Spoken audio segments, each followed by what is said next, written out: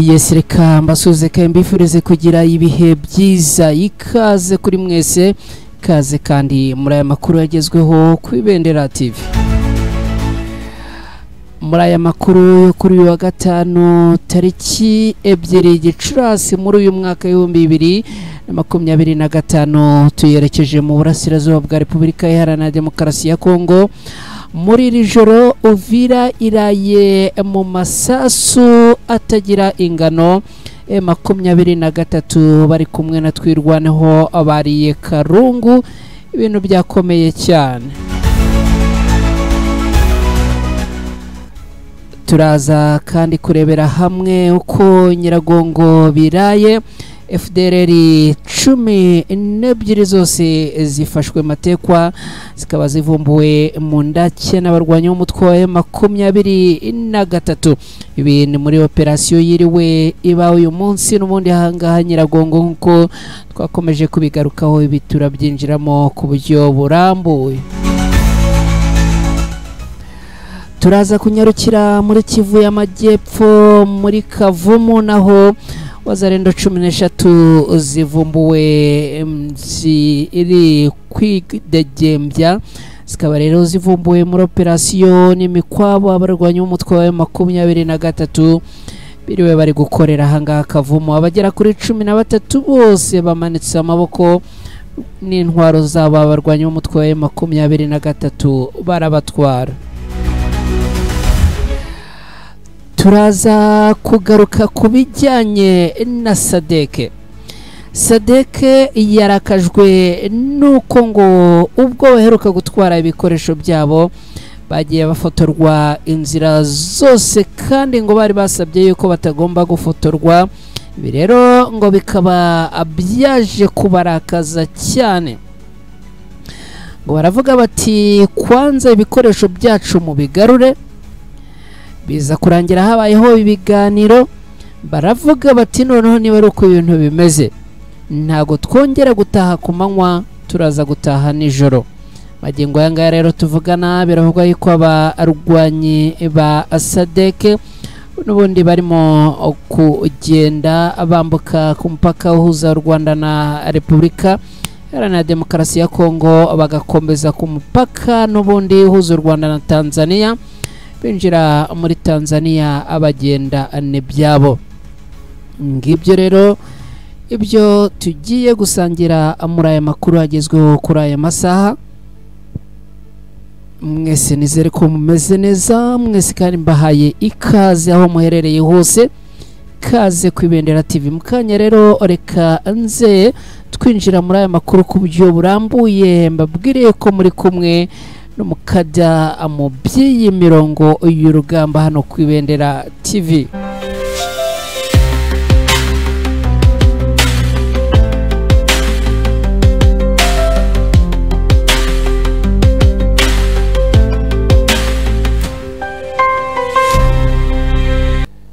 Yes, ikaze nanone kuri mwese. Ya makuru reka tuyahere mu bijyanye na Sadeke. Uyu munsi turi ku wa gatanu, ni tariki 2 Gicurasi muri uyu mwaka w'2025. Kuva mu gitondo cy'uyu munsi byari byitezwe ko abarwanyi ba Sadeke bagomba gufata inzira bagataha bakava kuri ubutaka bwa Repubulika Iharanira Demokarasi ya Kongo. Ikindi kandi ibikoresho byabo n'ubundi nabyo byasigaye bikongera bigatwarwa, ariko ibintu byaje kugenda bigorana, ibintu byaje kugenda bikomera. Kare nababwiye nti Sadeke yisize insenda, ndagira ngo rero nkubwire ibijyanye nuko kwisiga insenda aho byakomotse. Sadeke imaze iminsi igira gucya ikohereza ibikoresho byabo, dore yuko bavuze bati ubwo dutashye kandi abarwanyi b'umutwe wa M23 bakaba barabasabye ko batagomba kugenda bari kumwe n'ibikoresho byabo. Ubwo ni muri ya gahunda yo kugira ngo hato batagira ibyo bangiza. Abarwanyi ba Sadeke ibikoresho byabo byambukijwe umupaka byinjira mu Rwanda nk'uko leta y'u Rwanda yari yabemereye inzira bagomba kunyuramo yaba bo ubwabo ndetse n'ibikoresho ubwabyo. Bakigera mu Rwanda bari basabye yuko nta muntu n'uyu n'umwe wemerewe kubafotora, ndetse natwe rwose twarakumiriwe birangira kugira ngo uzabone ishusho n'ifoto yabo bigoranye. Abagabo rero binjiye ku butaka bw'u Rwanda bahabwa icyo nakwita ko ari bacungiwe umutekano bikomeye cyane n'igipolisi cy'u Rwanda ndetse na military police y'u Rwanda, ariko amakuru ava indani mu nda y'isi akavuga yuko muri aba bantu bari bari kubacungira umutekano harimo nabo muri 23 yagombaga kubaherekeza ikamekinga sure ko bambutse ubutaka bw'u Rwanda bakajya mu gihugu cyabo, dore yuko 23 niyo yari yabahaye u Rwanda, ikavuga iti mu gihe hagira ikibazo kibabaho bari mu Rwanda byatugaruka, reka rero tubakurikire to making sure yuko koko tubaherekeje bakinjira muri Tanzania nka kimwe mu bihugu byari byohereje ingabo kandi gifite ingabo zabo zigomba gutaha. Ubwo rero ngo batambukaga, urumva abaturage baherereye yaba bari mu ishyamba, yaba bavugaga bati ibi ni ibiki, yaba ari mu rutoki barimo kwihingira ariko banafite n'agatelefone, ngo bagize gutya abafotora abasirikare, ibi bikoresho birafotorwa. Hanyuma rero amashusho akwirakwizwa hirya no hino ku mbuga nkoranyambaga. Abasirikare rero babibonye bajya karungu, ndagira ngo nkubwire ngo barakaye, baravuga bati kwanza ibikoresho byacu byagiye, turashaka ko bigaruka bikadusanga ahangaha ku butaka bwa Repubulika Iharanira Demokarasi ya Kongo, n'ibitebe byo ntabwo turi butahe. Arwanya umutwe wa 23 barababwira bati muvuge muvuye aho turabarasa, ahubwo toka mwihuta, ahubwo muve kuri ubu butaka.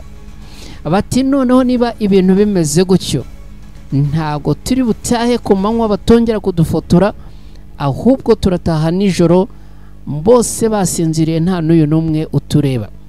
Arwanya umutwe wa 20 bati ibyo nabyo ibyo ntacyo bitubwiye, nta nibwo bitureba, icyo tupfa nuko mutuvira kuri ubu butaka. Hanyuma rero ubwo ngo bemerewe kugenda muri aya masaha y'ijoro.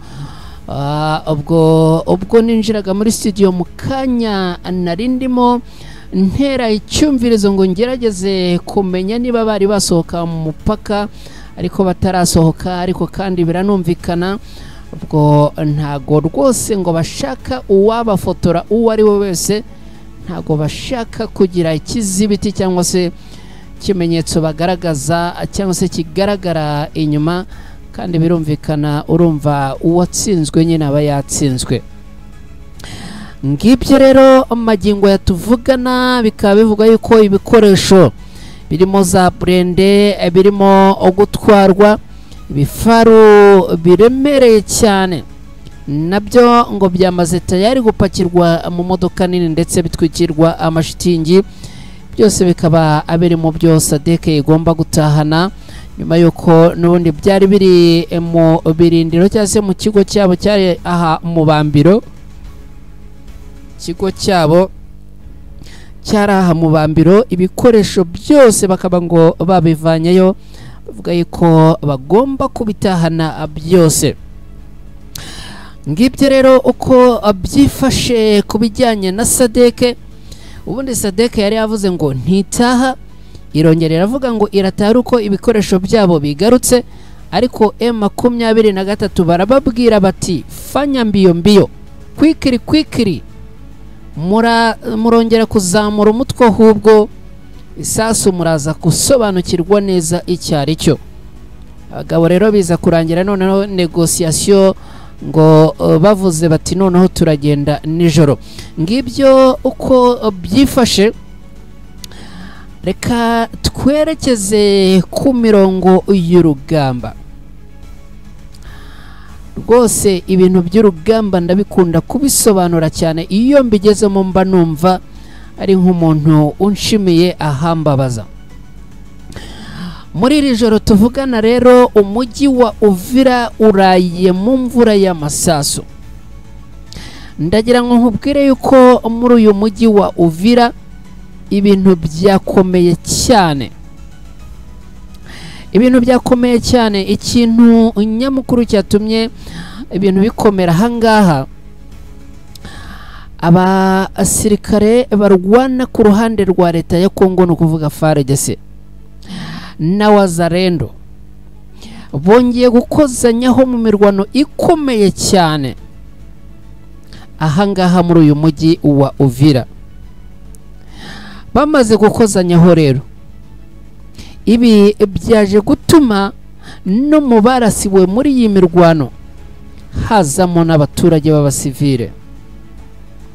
Aya makimbirane hagati y'ingabo za Repubulika Iharanira Demokarasi ya Kongo FARDC n'inyeshyamba za Wazalendo akaba kandi ngo yarasiwemo abasirikare benshi, yaba ku ruhande rwa FARDC na Wazalendo.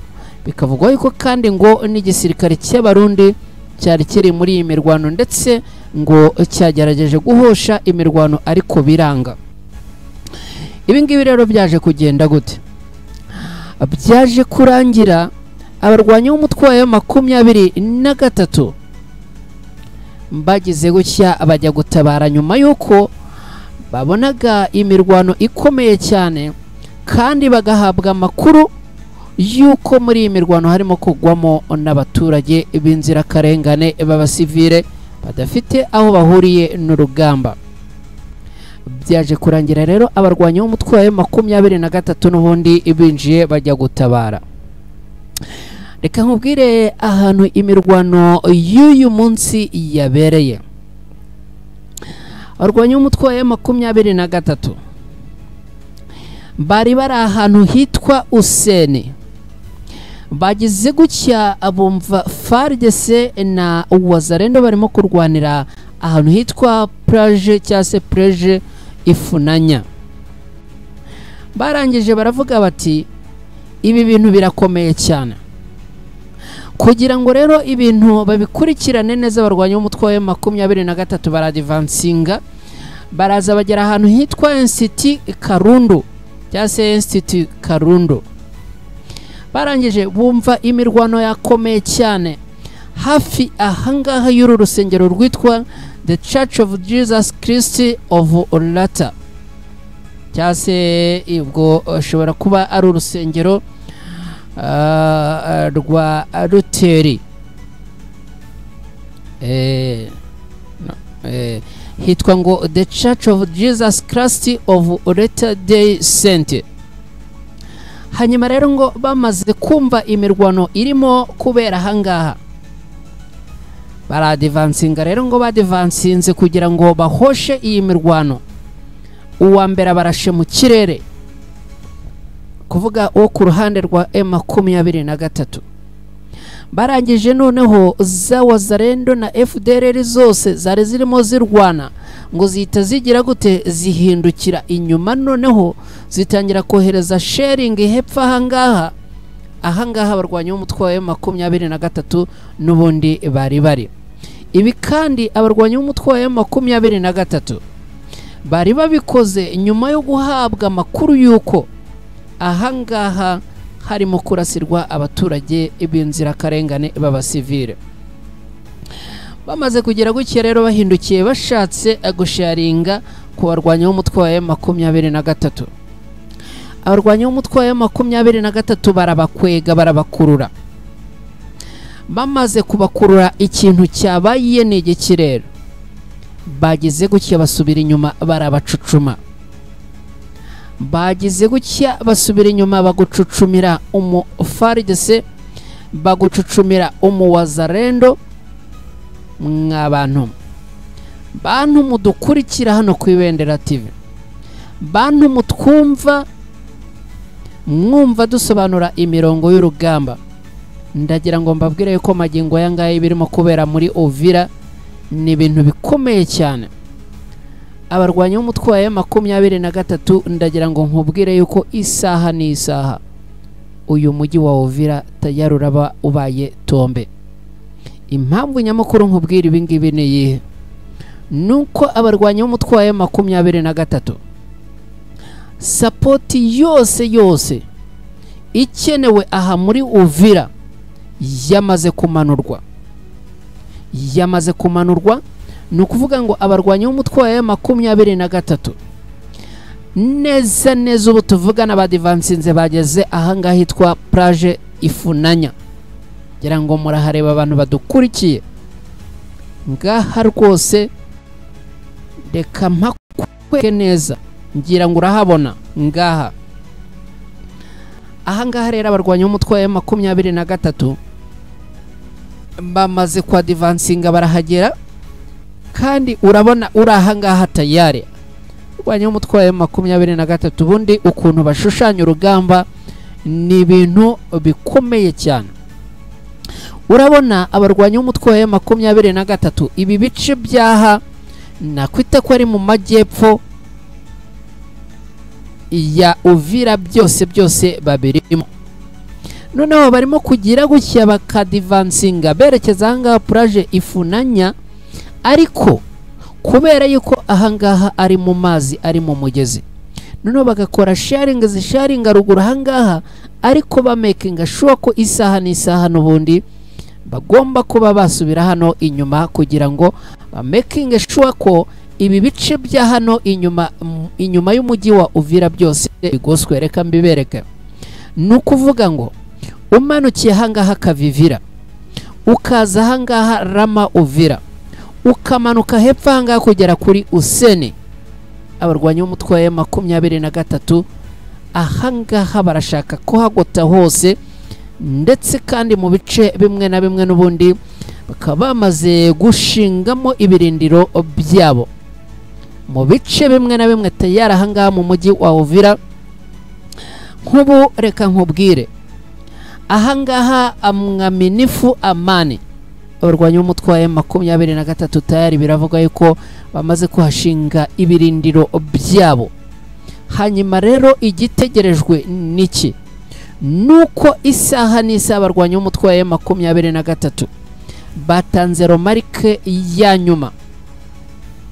Abarwanyi b'umutwe wa M23 batanze romarike yuko isaha n'isaha abarundi bakira ahangaha mu mujyi wa Uvira baraza kubarasaho imvura y'amasasu.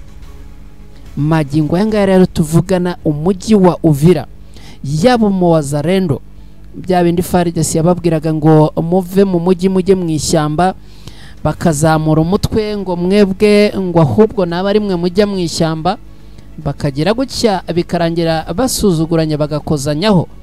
Ibi ngibi ntago wabizana kuri M23.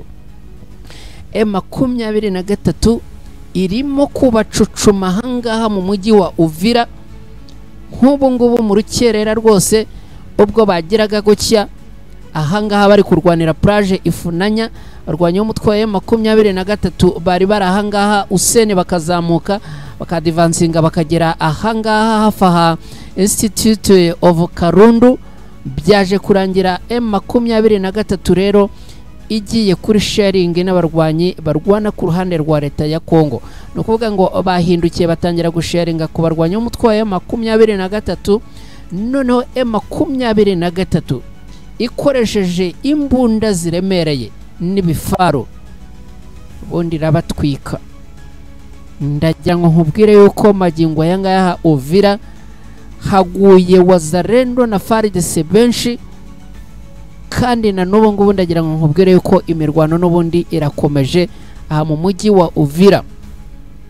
Reka kugira ngo ibi ngibi unabyumve neza kandi wongere ubisobanukirwe, dukubitire ku itangazo ya Twirwaneho.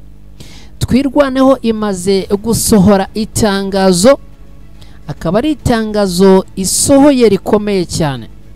Itangazo rigenewe wazarendo, FARDC, igisirikare cy'u Burundi, FDLR, baba arwanyi barwana baturutse mu Burundi hajya babita ngukira, babita nguki, niba ari inkera gutabara, niba ari bigize gute sumbaze ntago mbyibuka biriya bari abantu b'i Burundi baba banafite n'ibizina bikomeye, igisirikare cyabo ngo ni FDNB, abandi ngo ni ibiki, ntumbaze.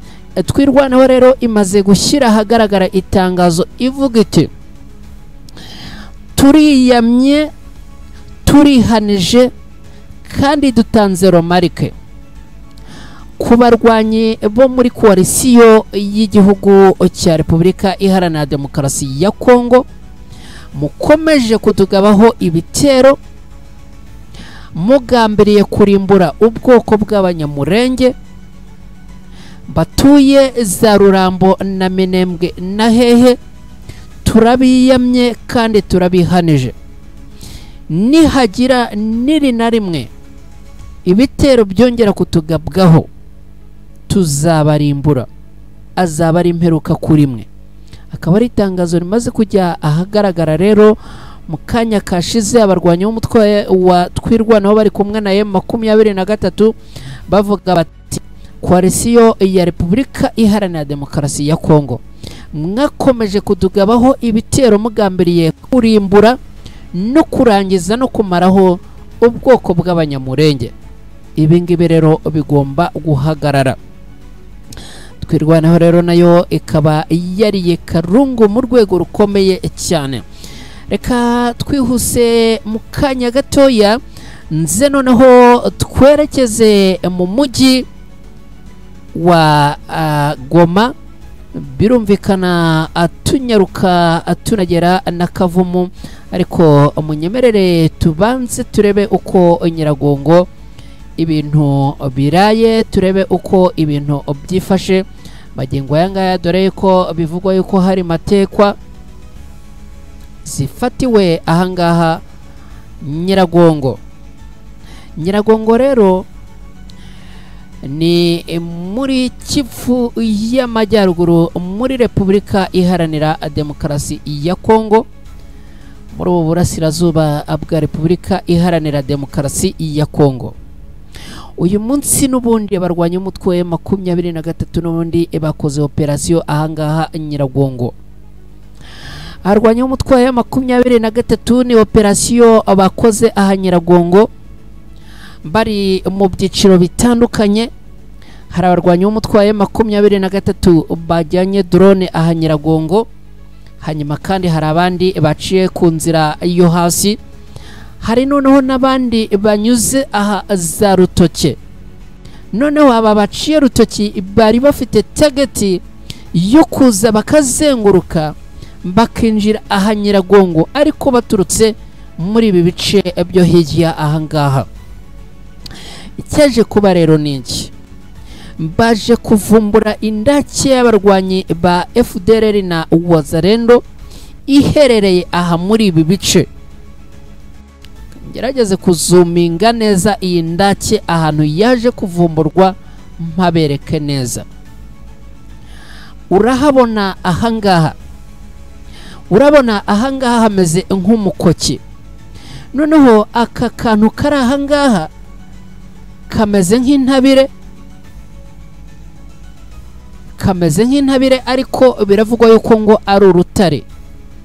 Noneho rero haruguru y'uru rutare urabona hano hari ikintu kiswe ishyamba. Iri shyamba nicyo rizamuka ryinjira tayari muri iki kirunga cya Nyiragongo. Biravugwa rero ko hari indake yari icukuye ahangaha munsi y'uru rutare, ni ukuvuga munsi y'uru rutare ariko n'ubundi winjira muri iri shyamba. Iyi ndake rero ikaba yavumbuwe n'abarwanyi b'umutwe wa M23 ahangaha tayari. Hakaba havumbuwemo FDLR zigera kuri 12. Izi FDLR zigera kuri 12 zose tayari ubu ngubu zimaze gufatwa amatekwa n'abarwanyi b'umutwe wa M23. Biravuga kandi ko izi FDLR zifatiwe ahangaha ngo zafashwa, ariko kandi zigafatanwa n'intwaro zabo zose. Ngewe nimbishaka nzajya nkurura nibuye ndibereke, kubera yuko narabyiyemeje. Ahuze nti hano ku Ibendera TV nzajya mbaha amakuru, ubundi guterekaho like yawe bibe inshingano yawe, guterekaho subscribe niba utari wayiterekaho bibe inshingano zawe, ariko amakuru yo namaze kuyaguha. Magingo yangaya rero abarwanyi b'umutwe wa M23 izi FDLR 12 barazitwaye n'ibikoresho byabo, bafatanywe imbunda zo mu bwoko bwa AK47, akaba kandi n'amasasu yo mu buryo butandukanye. Ubwo rero tayari abarwanyi b'umutwe wa M23 tuze kumbaza ngo babajyanye hehe, ariko icyo nakubwira nuko 12 bose tayari bafashwe matekwa. Twihuse rero reka mu kanya gatoya nze tunyarukire Kavumu, hanyuma Kavumu naho turebe uko ibintu byifashe.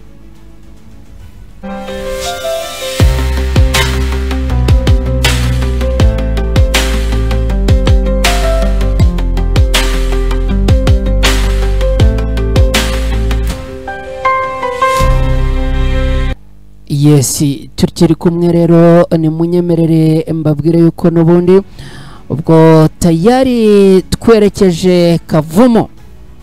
Kavumu rero uyu munsi naho hiriwe habera icyo twakwita ko ari operasiyo ubwayo imikwabo yo guhiga n'ubundi Wazalendo. Izi Wazalendo zikaba azahizwe ziturutse ahanga muri bice bya Karonge cyangwa se Karonge, hanyuma bikaza kurangira ariko n'ubundi bitazihiriye, kubera yuko n'ubundi abarwanyi b'umutwe wa M23 n'ubundi izi Wazalendo zabaye captured cyangwa se zabaye capture cyangwa se zatawe muri yombi.